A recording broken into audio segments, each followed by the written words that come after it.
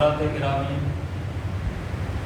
ماہ ذی الحجہ کا مبارک و مسعود اشارہ چل رہا ہے، جس کے متعلق احادیث نبویہ میں بہت سی بشارتیں موجود ہیں۔ آقا کریم صلی اللہ علیہ وآلہ وسلم کا ارشاد مبارک اس حوالے سے یہ بھی ملتا ہے کہ جس نے ان 10 دنوں کا احترام کیا، ان 10 دنوں کی عظمت کو سمجھ کر زندگی گزاری، اللہ تعالیٰ اس کے تمام گناہوں کو معاف فرماتا ہے۔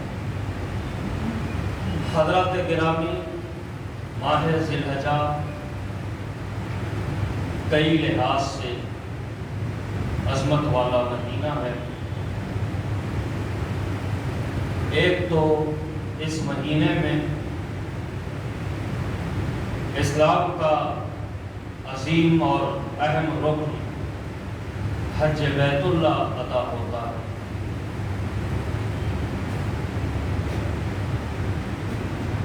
پہلے مشکلات کے باوجود بڑی آسانیاں تھیں ادائیگی حج میں، لیکن یہ 2 سال سے دنیا جن حالات سے گزر رہی ہے، اس کی وجہ سے حج بیت اللہ کی ادائیگی اب عالم اسلام کے لیے آسان نہیں رہی۔ بڑے عجیب قوانین اس کے حوالے سے بنائے گئے۔ اللہ تعالیٰ دنیا کے حالات کو درست فرما دے، اور پھر اللہ تعالیٰ اپنے بندوں کو ادائیگی حج بیت اللہ کی سعادت ہمیشہ کی طرح عطا و نصیب فرمائے۔ عزیزان گرامی، اس مہینے میں حج بیت اللہ ادا کیا جاتا ہے، جو اسلام کا بڑا عظیم اور اہم رکن ہے، اور ساری دنیا میں مسلمان اس مہینے میں اللہ تعالیٰ کی بارگاہ میں اپنے مال سے خریدے ہوئے جانور کی قربانی پیش کرتے، اور حج بیت اللہ اور جن پر قربانی واجب ہے ان کا قربانی دینا، یہ دونوں عمل منسوب ہے حضرت سیدنا ابراہیم خلیل اللہ علی نبینا وعلیہ السلام سے۔ حضرت سیدنا ابراہیم علیہ السلام، عزیزان گرامی، قرآن حکیم میں 47 مرتبہ 47 ٹائمز اللہ تعالیٰ نے جس نام کو دہرایا ہے، سیدنا ابراہیم علیہ السلام کا نام ابراہیم ہے، اور بڑے اہتمام کے ساتھ جس آیت کو میں نے موضوع سخن بنایا، سلام علی ابراہیم، ابراہیم پر سلامتی ہو، ایسا بڑے اہتمام کے ساتھ اللہ تعالیٰ نے 47 ٹائمز حضرت سیدنا ابراہیم علیہ السلام کا نام دہرایا ہے، اور باضابطہ ایک سورہ ابراہیم کے نام سے قرآن حکیم میں رکھا ہے۔ عزیزان گرامی، ہم امت مصطفیٰ ہیں، نبی پاک صلی اللہ علیہ وآلہ وسلم کے امتی ہیں، غلام ہیں، اور سرکار پاک صلی اللہ علیہ وآلہ وسلم کی غلامی پر ناز کرتے ہیں، اور اسی ناز میں ہماری زندگی گزرتی ہے۔ اللہ تعالیٰ نبی پاک صلی اللہ علیہ وآلہ وسلم کی مکمل اتباع اور اطاعت کی، اور آپ کی سنتوں کو اپناتے ہوئے زندگی گزارنے کی توفیق رفیق عطا فرمائے۔ حضرات گرامی، سیدنا ابراہیم علیہ السلام کا 47 مرتبہ جب قرآن حکیم میں اہتمام کے ساتھ اللہ تعالیٰ نے نام رکھا ہو، اور باضابطہ ایک سورہ آپ کے نام ابراہیم سے منسوب ہے، یقیناً کچھ نہ کچھ ایسی خاص بات ضرور ہے کہ اللہ تعالیٰ اس نام کو دوہرا دوہرا کر دنیا کو کچھ پیغام دینا چاہ رہا ہے۔ حضرات گرامی کو کیا پیغام ہے جو سیدنا ابراہیم علیہ السلام کے نام کے ذریعے اور آپ کے اسوے کے ذریعے، آپ کی کردار کے ذریعے، آپ کی سیرت کے ذریعے اللہ تعالیٰ اپنے بندوں کو کیا سکھانا چاہ رہا ہے، اس پر غور کرنے کی ضرورت ہے۔ سب سے پہلے تو امت مصطفیٰ کا سیدنا ابراہیم علیہ السلام سے جو تعلق ہے وہ ذہن نشین کرے۔ سیدنا ابراہیم علیہ السلام کے دو فرزند ہیں، ایک سیدنا اسماعیل علیہ السلام اور ایک سیدنا اسحاق علیہ السلام۔ تاریخی کتب میں دراصل سیدنا ابراہیم علیہ السلام کی 8 بیٹے بتائے گئے ہیں، ان میں سے 2 بیٹے ہیں سیدنا اسماعیل علیہ السلام، سیدنا اسحاق علیہ السلام، جن کا اللہ تعالیٰ نے قرآن حکیم میں ذکر فرمایا۔ سیدنا اسحاق علیہ السلام سیدنا ابراہیم علیہ السلام کے وہ بیٹے ہیں جن کی اولاد میں بنی اسرائیل کے پیغمبر جن کی اولاد میں تشریف لائے ہیں، یہ اسحاق علیہ السلام ہے۔ اور بنی اسرائیل کے پیغمبروں کا ایک بڑا سلسلہ سیدنا اسحاق علیہ السلام کی اولاد میں چلا ہے، اور سیدنا ابراہیم علیہ السلام کے جو بیٹے سیدنا اسماعیل علیہ السلام ہیں، جو دراصل قرآن حکیم میں جن کو سبی کہا گیا، قرار دیا گیا، ان کی اولاد میں حضور پاک صلی اللہ علیہ وآلہ وسلم کی جلوہ گری ہوئی، اور اس نسبت پر خود میرے آقا صلی اللہ علیہ وآلہ وسلم نے ناد فرمایا۔ سیدنا ابراہیم علیہ السلام کے حوالے سے میرے آقا صلی اللہ علیہ وسلم نے فرمایا، عرض کیا گیا یا رسول اللہ ابراہیم کون ہے؟ اس طرح کی روایات ملتی ہیں، حضور نے فرمایا میرے دادا ابراہیم ہیں۔ قربانی کے حوالے سے ایک روایت ایسی ملتی ہے کہ میرے آقا صلی اللہ علیہ وسلم نے قربانی کرنے کا حکم فرمایا، اور کیا گیا یا رسول اللہ قربانی کیا ہے؟ تو میرے آقا صلی اللہ علیہ وسلم نے فرمایا میرے دادا ابراہیم کی سنت ہے۔ تو یہ ناز والا انداز تھا، نسبت پر میرے آقا نے ناز فرمایا، سیدنا ابراہیم علیہ السلام کی ذات گرامی ہے، جو کہ اسحاق علیہ السلام اور اسماعیل علیہ السلام آپ کے ایسے بیٹے ہیں جن کی نسلوں میں پیغمبر آئے ہیں، اور اسماعیل علیہ السلام تو وہ بیٹے ہیں جن کی نسل میں خاتم النبیین جلوہ گر ہوئے ہیں، فخر العالمین جلوہ گر ہوئے ہیں، رحمت للعالمین جلوہ گر ہوئے ہیں۔ سیدنا اسماعیل علیہ السلام ابراہیم علیہ السلام کے ایسے بیٹے ہیں، اسی وجہ سے سیدنا ابراہیم علیہ السلام کا نام تو ابراہیم تھا۔ اللہ تعالیٰ کی بارگاہ سے آپ کو جو لقب ملا، جو خطاب ہوا، وہ خلیل اللہ ہے۔ خلیل کے معنی ہیں دوست، خلیل اللہ کا مطلب اللہ کے دوست، اور آپ کی جو کنیت دنیا میں مشہور ہے وہ ابو الانبیاء ہے، وہ جد الانبیاء ہے، یعنی نبیوں کے باپ، جد الانبیاء یعنی نبیوں کے دادا۔ اس دنیا میں 3 بڑی قومیں ہیں، پہلی قوم ہے یہودی، دوسری قوم ہے عیسائی، اور تیسری قوم ہے مسلمان۔ یہودی مذہب ختم ہوا، منسوخ کر دیا گیا، عیسائی مذہب منسوخ کر دیا گیا، اب قیامت تک جو مذہب رہے گا وہ اسلام رہے گا، جو قوم رہے گی وہ مسلمان رہے گا۔ لیکن تینوں یہ بڑی قومیں دنیا کی جو ہیں، ان سب کے پیشوا سیدنا ابراہیم علیہ السلام ہیں۔ تینوں بھی سیدنا ابراہیم علیہ السلام کو مانتے ہیں، یہودی بھی ابراہیم علیہ السلام کو مانتے ہیں، عیسائی بھی ابراہیم علیہ السلام کو مانتے ہیں، اور مسلمان بھی ابراہیم علیہ السلام کو مانتے ہیں۔ اب یہ اور بات ہے کہ یہودی مانتے تو ہیں لیکن ان کی نہیں مانتے، عیسائی مانتے تو ہیں لیکن ان کی نہیں مانتے، اور مسلمان ان کو بھی مانتے ہیں ان کی بھی مانتے ہیں، یعنی اللہ تبارک و تعالیٰ کو ایک مانتے ہیں۔ تو عزیزان گرامی یہ تعلق ہے قوم مسلم کا سیدنا ابراہیم علیہ السلام سے۔ تو میں عرض کر رہا تھا کہ سیدنا ابراہیم علیہ السلام کا نام اتنی اہتمام سے قرآن حکیم میں 47 مرتبہ لیا گیا، اور ایک سورہ آپ کے نام سے سورہ ابراہیم منسوب ہو گیا، مشہور معروف ہو گیا، قرآن میں رکھ دیا گیا۔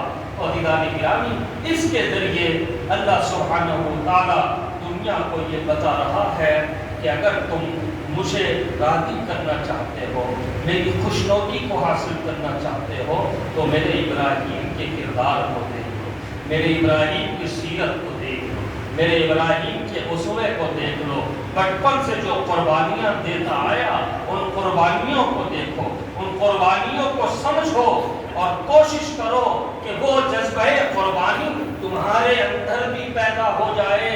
میرا یہ ابراہیم خلیل ہے، میرا دوست ہے، اور میری دوستی کس انداز کی ہوتی ہے، میری دوستی کا معیار کیا ہوتا ہے، یہ میرا ابراہیم بتا رہا ہے۔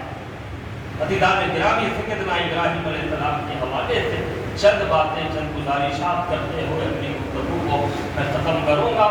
ابراہیم علیہ السلام کے جو والد ہیں، ایک بڑی لابی یہ بتاتی ہے کہ آپ کے والد آزر تھے، نہیں، آزر والد نہیں تھے بلکہ سیدنا ابراہیم علیہ السلام کا چچا تھا۔ اور سیدنا ابراہیم علیہ السلام نے جس معاشرے میں آنکھ کھولی تھی، جس معاشرے میں آپ دنیا میں جلوہ گر ہوئے تھے، اس معاشرے میں بت پرستی عام تھی، اور اس بت پرستی کی سرپرستی اور نگرانی آپ کا چچا آزر اور موجودہ حکومت کیا کرتی تھی۔ آپ کے والد کا نام آزر نہیں ہے، یہ آپ کا چچا ہے آزر۔ آپ کے والد کا نام تاریخ میں جو بتایا گیا ہے وہ طارق ہے یا پھر طارق ہے، یہ دو ناموں میں سے کوئی ایک نام آپ کے والد کا ہے جو موحد تھے۔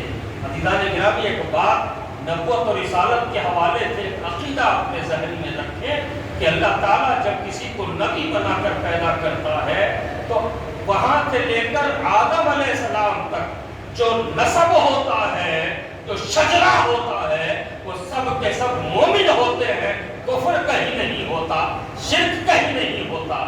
جب اللہ تعالیٰ نے ابراہیم علیہ السلام کو بنایا تو ابو الانبیاء بنا کر دنیا میں پیدا فرمایا، جد الانبیاء بنا کر دنیا میں پیدا فرمایا، تو ظاہر سی بات ہے آپ کا نسب بھی کفر سے پاک ہوگا، آپ کا نسب بھی شرک سے پاک ہوگا۔ آپ کے والد کا نام طارق یا طارق تھا، اور آپ کی والدہ کا نام ثانی بعض کتابوں میں آیا ہے، بعض کتابوں میں لیوسا آیا ہے۔ عزیزان گرامی آپ کی والدہ ہو یا پھر والد ہو، دونوں موحد تھے، توحید کو ماننے والے تھے۔ سیدنا ابراہیم علیہ السلام ایسے معاشرے میں دنیا میں جلوہ گر ہوئے جہاں بت پرستی عام تھی، اور اس بت پرستی کی نگرانی، سرپرستی، سربراہی جو بھی ہوا کرتی تھی وہ آپ کا چچا آزر اور اس وقت کی حکومت تھی آپ کے والدین کا۔ اس شرک سے، اس کفر سے، اس بت پرستی سے کوئی تعلق نہیں تھا۔ سیدنا ابراہیم علیہ السلام، جب تفصیلی واقعات ہے اس میں نہیں جاؤں گا، جب آپ نے آنکھ کھولی تو آپ نے ہر طرف دیکھا کہ بت پرستی ہو رہی ہے، بڑے واقعات مشہور ہیں۔ آپ اللہ تعالیٰ کی فکر میں مستغرق رہتے، یہاں تک کہ اللہ تعالیٰ سے آپ کا کلام بھی ہو جاتا۔ ایسے کئی واقعات کتب روایات میں موجود ہیں۔ پھر آپ نے بت پرستی سے اپنی نفرت کا اظہار فرمایا، پہلے اپنے چچا کے سامنے فرمایا کہ یہ بت پرستی غلط کام ہے، یہ شرک ہے، یہ اللہ تعالیٰ کی مرضی کے خلاف ہے۔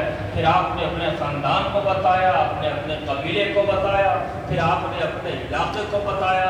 عزیزان گرامی، اس کے لیے آپ کو مناظرے بھی کرنے پڑے، اس کے لیے آپ کو بڑی تکلیفوں کا سامنا بھی کرنا پڑا، اس کے باوجود آپ کے پائے استقامت میں ہلکی سی لغزش بھی نہیں آئی، یہاں تک کہ ایک وقت وہ بھی آیا کہ آپ کو وہ علاقہ چھوڑ کر دوسرے علاقے میں جانا پڑا، اور وہاں پر بھی آپ کے لیے مصائب تیار تھے، آپ کے لیے تکالیف تیار تھی، یہاں تک کہ مشہور واقعہ ہے جس کو قرآن حکیم میں بھی اللہ تعالیٰ نے بیان فرمایا کہ آپ کو نار نمرود میں ڈالا گیا، नमरूद की जलाई हुई आग में आपको डाला गया। आप जब आग में डाले जा रहे थे उस वक्त हजरत सैयदना जिब्राइल अलैहिस्सलाम आकर अर्ज करते हैं कि आप इजाज़त दें, आप हुक्म दें तो मैं पर मार कर इस सारी आग को बुझा दूं। लेकिन ये इब्राहीम अलैहिस्सलाम अल्लाह के खलील थे, अल्लाह के दोस्त थे। आपने फरमाया मैं अपने दोस्त के लिए आग में कूदने को तैयार हूँ, मैं जानूँ मेरा दोस्त जाने। अज़ीज़ान गिरामी, इधर आग में आपको डाला गया, उधर अल्लाह ताला ने फरमाया या नार कूनी बर्दों व सलामा इब्राहीम, ऐ आग ठंडी हो जा और सलामती बन जा हमारे इब्राहीम पर। अज़ीज़ान गिरामी, अल्लाह ताला ने यूँ फरमाया तो आग आग न रही बल्कि गुलजार में तब्दील हो गई। इसे देखकर कई लोग मुसलमान हो गए, कई लोग तौहीद के कायल हो गए। तो अज़ीज़ान गिरामी, ऐसे कई बेशुमार वाक़यात है। हर मुसीबत का सामना आपने किया, हर तकलीफ़ का सामना आपने किया, हर परेशानी का सामना आपने किया। पाए इस्तिक़ामत में हल्की सी लग़ज़िश भी आने नहीं दी। अल्लाह ताला को ये अदा इतनी पसंद आई। अज़ीज़ान गिरामी, अल्लाह ताला के निज़ाम को भी समझो। अल्लाह ताला जब किसी को अपना करीब करना चाहता है, अपने करीब करना चाहता है, अपना करीबी बनाना चाहता है तो उसे आज़माइशों में मुब्तला करता है, उसे कुर्बानियों के मरहले से गुजारता है। और जैसे जैसे वो कुर्बानियाँ देता जाता है उसके दर्जात बुलंद होते जाते हैं, अल्लाह ताला का वो करीबी होता जाता है, यहाँ तक कि वो अल्लाह का अक़रब हो जाता है। अज़ीज़ान गिरामी, यही मामला हज़रत सैयदना इब्राहीम अलैहिस्सलाम का था। पल पल कुर्बानी आपने दी, लम्हा लम्हा कुर्बानी आपने दी, हर इलाके में आपने कुर्बानी दी। यहाँ तक कि कुर्बानियों की इंतहा ये है कि आपके शीरखार बेटे हज़रत सैयदना इस्माइल अलैहिस्सलाम के ताल्लुक़ से अल्लाह ताला ने हुक्म फरमाया कि अपने बेटे और अपनी अहलिया को जंगल व बियाबान में मकाम बता दिया गया। आज जो मक्का मुअज़्ज़मा है उस वक्त कोई आबादी वहाँ नहीं थी। जिधर देखो बड़े बड़े पहाड़ थे, जंगल था, बियाबान था। अज़ीज़ान गिरामी, अल्लाह का हुक्म हुआ कि खलील अब तुम्हारी आज़माइश इस अंदाज से शुरू होती है कि अपनी बीवी और अपने शीरखार बच्चे को उस इलाके में तन्हा छोड़ कर आ जाओ। सैयदना इब्राहीम अलैहिस्सलाम अल्लाह ताला के हुक्म की तामील में अपनी अहलिया और अपने बेटे इस्माइल अलैहिस्सलाम को उस जंगल और बियाबान में छोड़ के वापस हो जाते हैं। अज़ीज़ान गिरामी, वाक़यात बड़े तफसीली हैं। जुमे से पहले का वक्त इस बात का तकाज़ा करता है कि सिर्फ़ और सिर्फ इशारतन किनायतन बात करके आगे बढ़ी जाए।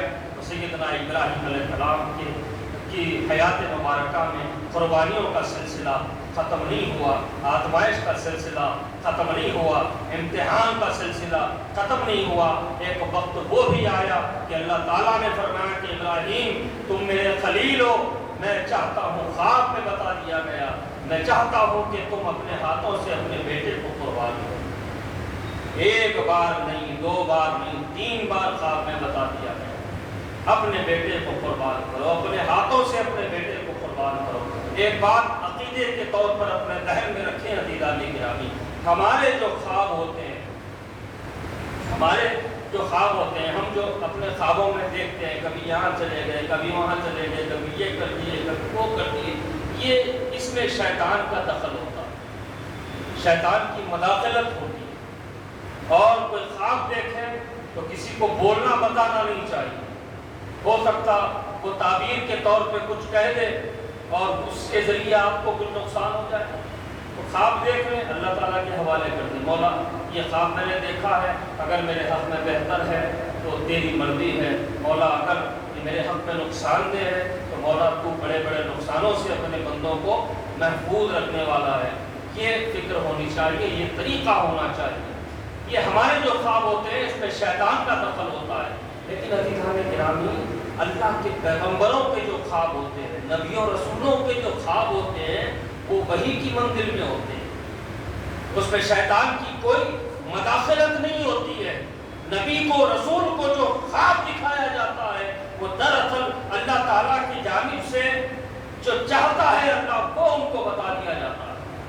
تو ان کا جو خواب ہوتا ہے وہ وحی کی منزل میں ہوتا ہے، وہ بھی ایک وحی کی قسم ہے جو پیغمبروں کو، نبیوں کو، رسولوں کو خواب میں دکھایا جاتا ہے۔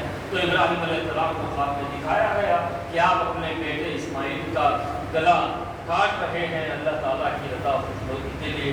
پھر وہ منزل بھی آئی کہ آپ اپنے بیٹے اسماعیل علیہ السلام کو تیار کر کے قربان گاہ کی طرف لے جاتے ہیں، اور لے جا کر پھر گلے پر چھری رکھتے ہیں، اپنی آنکھوں پہ بھی پٹی باندھتے ہیں، بیٹے کے ہاتھ پاؤں بھی باندھ دیتے ہیں۔ یہ بھی بیٹے کی خواہش پہ ہو رہا ہے کہ بابا جان اللہ کی یہ مرضی ہے کہ آپ کے ہاتھوں سے میں قربان کیا جاؤں، میں نہیں چاہوں گا کہ میری کوئی تکلیف، میرا کوئی درد آپ کے اس قربانی والی راہ میں رکاوٹ بن جائے، لہذا بابا جان آپ میرے ہاتھ پاؤں مضبوطی سے باندھ دیں تاکہ آپ جب مجھے ذبح کرنے لگیں تو پھر میرے کسی درد کا احساس آپ کو ہونے نہ پائے، میری تکلیف کو آپ محسوس نہ کریں، اور اللہ تعالیٰ کی رضا و خوشنودی کے لیے یہ کام کریں۔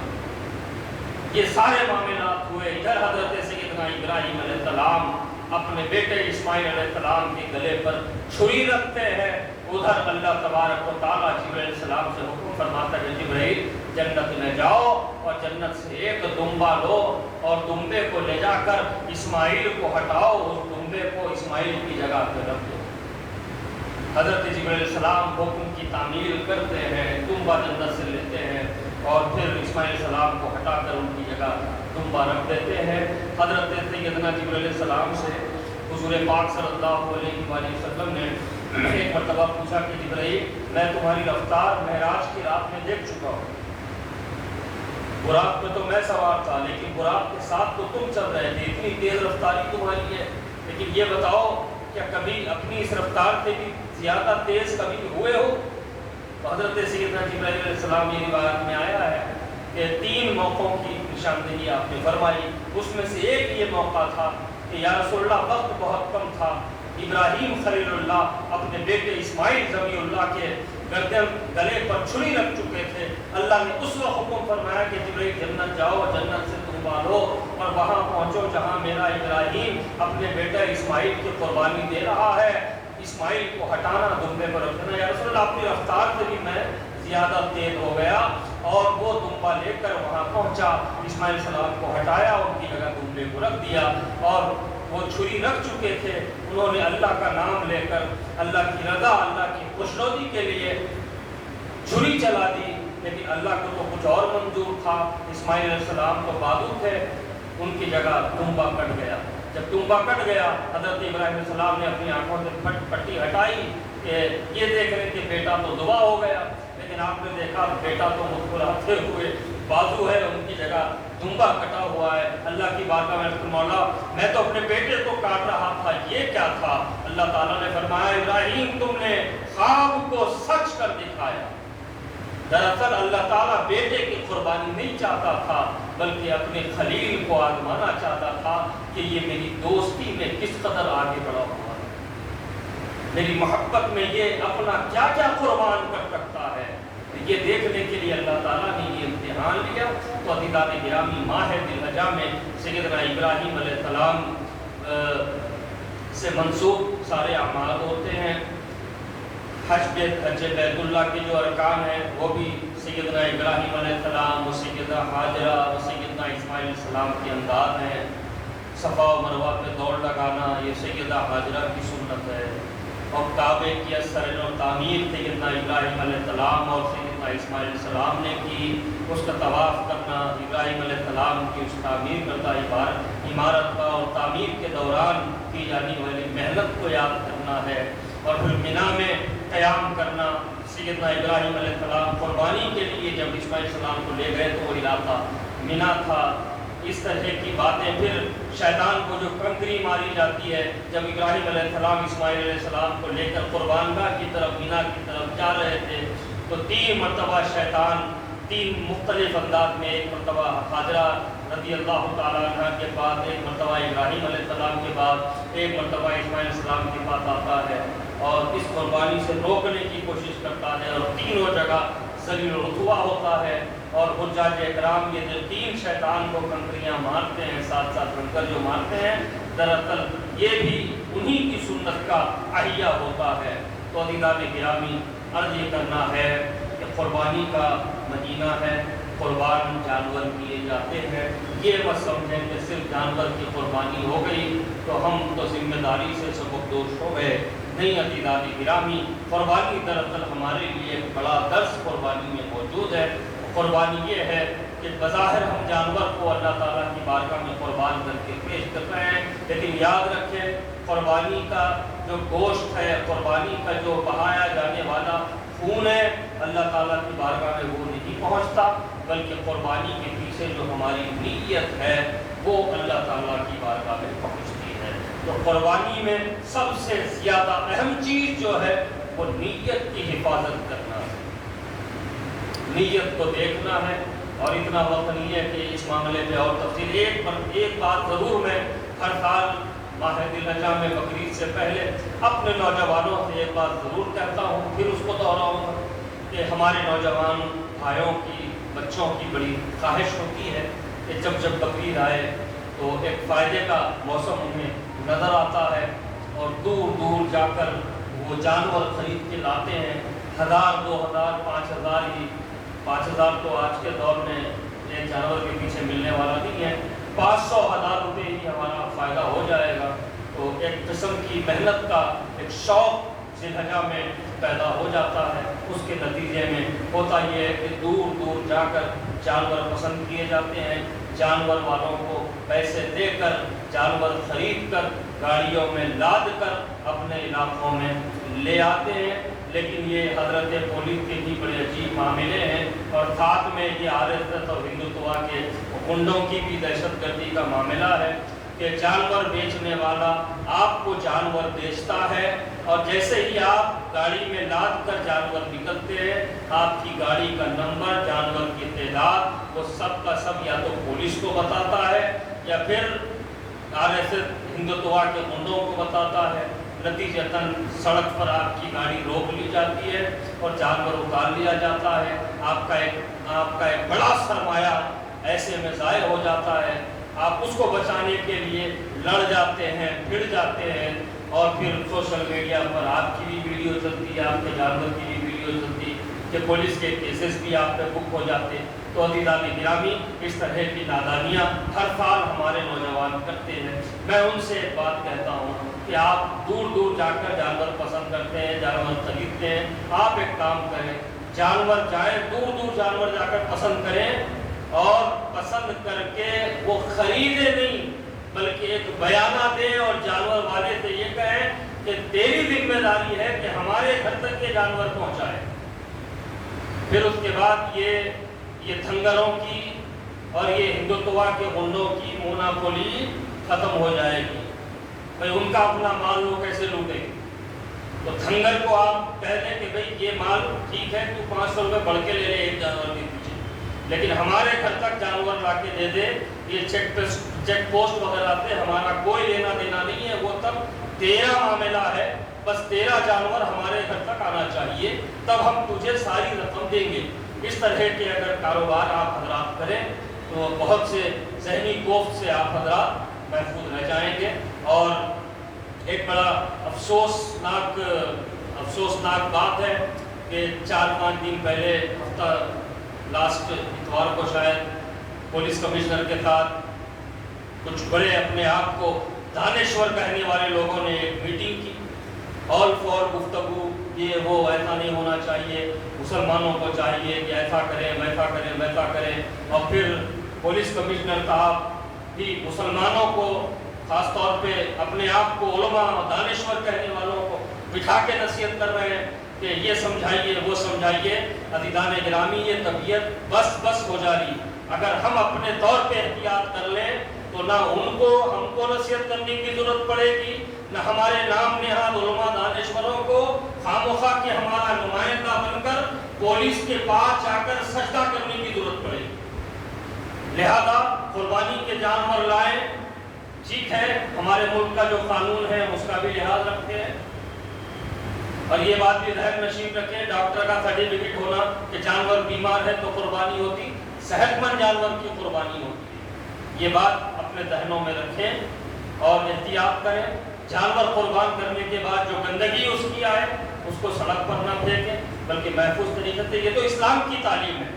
ہمیں کسی ڈھیڑ چمار سے سیکھنے کی ضرورت نہیں ہے کہ مسلمانوں صفائی کا خیال رکھو، یہ ہمارے آقا نے بتایا ہے کہ پاکی اور صفائی اسلام کی بنیادی تعلیم ہے۔ تو آپ حضرات، ہوتا یہ ہے کہ قربانی ہمارے گھر میں ہوتی ہے، اس کا خون، اس کا پانی سب سڑک پہ آتا ہے، چلنے والوں کے لیے دشواری ہوتی ہے۔ کووڈ ابھی گیا نہیں ہے، بخار سے ابھی بھی بچنے کی ضرورت ہے۔